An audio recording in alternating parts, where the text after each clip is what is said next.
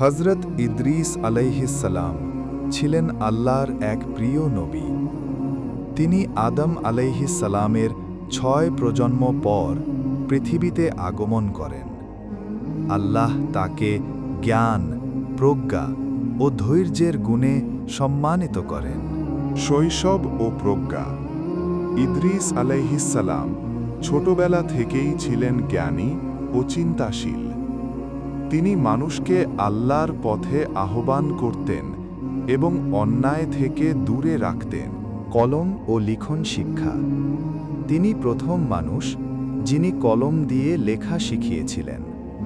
আল্লাহ তাকে লিখন, সেলাই ও হিসাবের জ্ঞান দান করেন।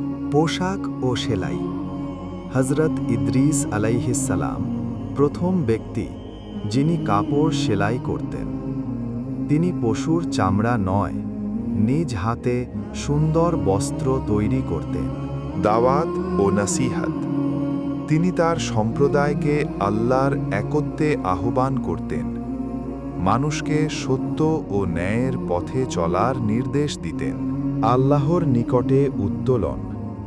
আল্লাহ তাআলা ইদ্রিস আলাইহিস সালামকে উচ্চ মর্যাদায় উন্নীত করেন। কোরআনে বলা হয়েছে, আমি তাকে উচ্চ স্থানে উঠিয়ে নিয়েছি। সূরা মরিয়াম ৫৭। জ্ঞান ও প্রজ্ঞা।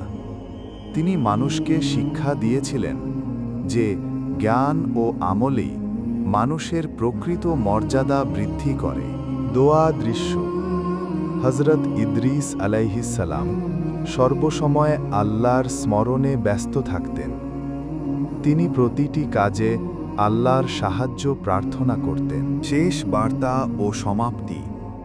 হযরত ইদ্রিস আলাইহিস সালামের জীবন আমাদের শেখায়, জ্ঞান, ধৈর্য ও আমলই আল্লাহর নিকটে মানুষকে উন্নত করে।